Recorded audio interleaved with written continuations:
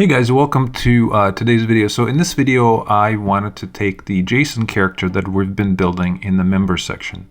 I'm going to include links to those videos if you're interested. This has so far been an 8-part series where step by step we are building this JSON kind of a stylized character from the beginning, right? So if you are interested, check it out. But in this video, I wanted to see what would it take for me to maybe change the pose a little bit here in ZBrush. So currently this character is somewhat high, right? I have 4.5 million points, and you can see I have a lot of subtools with all these different pieces that were all built separately. So another important point that I want to bring up is that most of these pieces are actually high-res dynamesh. So they're not subdivided. They don't have subdivision levels. And if any of the pieces or elements do have subdivision levels, then obviously ZBrush would drop it down and use the low poly version one. But I just wanted to, again, reiterate the fact that mine doesn't have that. I have just the high-res dynamesh, and that's sort of the reason for this little experiment. All right, so what would be the process? Let's say I want to turn his knife, and maybe I want to reposition his feet. Maybe adjust his head a little bit.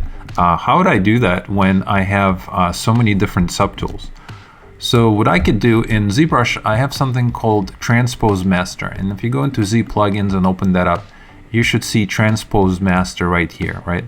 And there is a button called T-Pose Mesh. If I click on it, you can see that ZBrush will go through each one of these subtools and combine them into one, right? And drop it into a different tool. So now I have something like this. I'm still at the same total points, but essentially kind of merged it together, right?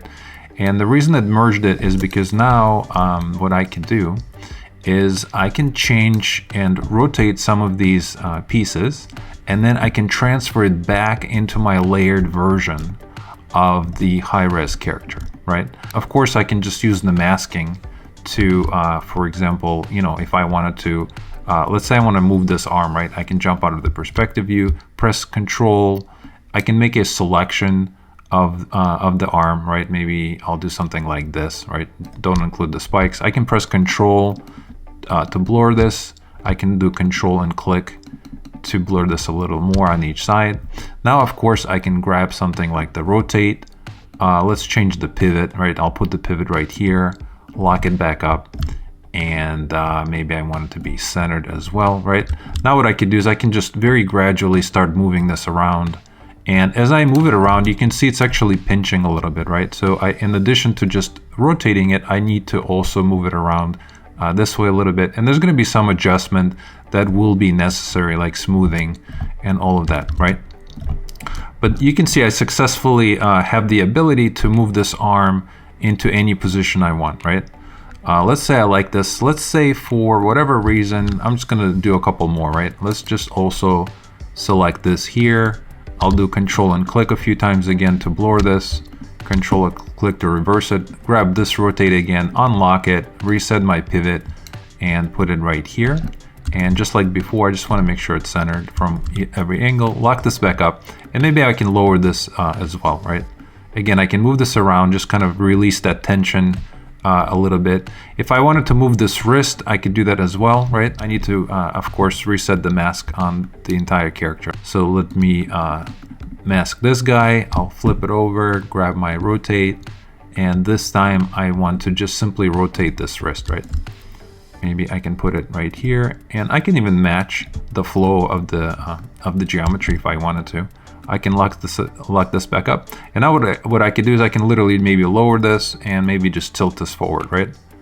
Let's say I like this better, and now there's going to be, once again, a little bit of a distortion here and there that is unavoidable when you do this kind of stuff. You do have to go back and kind of adjust it just a little bit, right?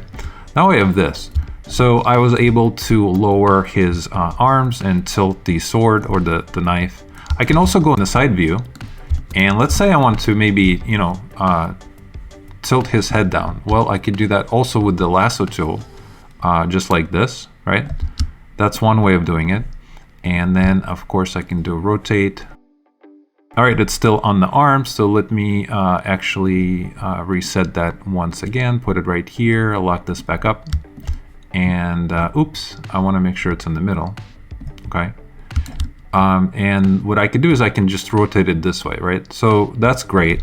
That's one way of doing it, and you can see I have awesome result. The other way of doing it, let me just show you another one.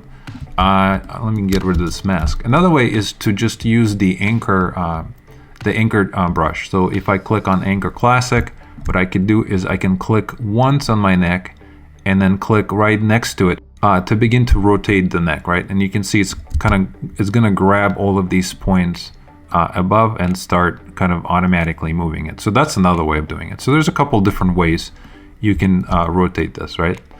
And that's pretty cool.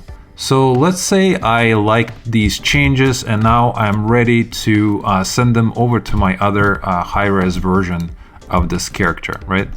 What I could do is I can click on this little button right here called T-Pose to Sub-T. And check this out, when I click on it, it's going to transfer everything that I just done here over to my other tool. And let's see how that works.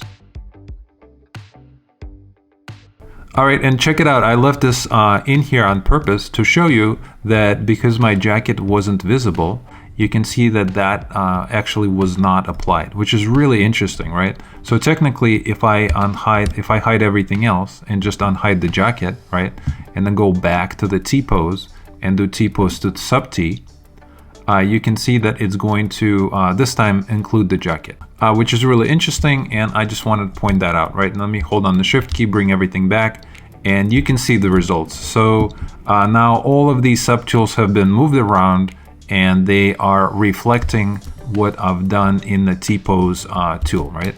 So a really cool and interesting way to pose your characters. Take advantage of it. And thank you so much for watching this video, and I'll see you guys in our next one.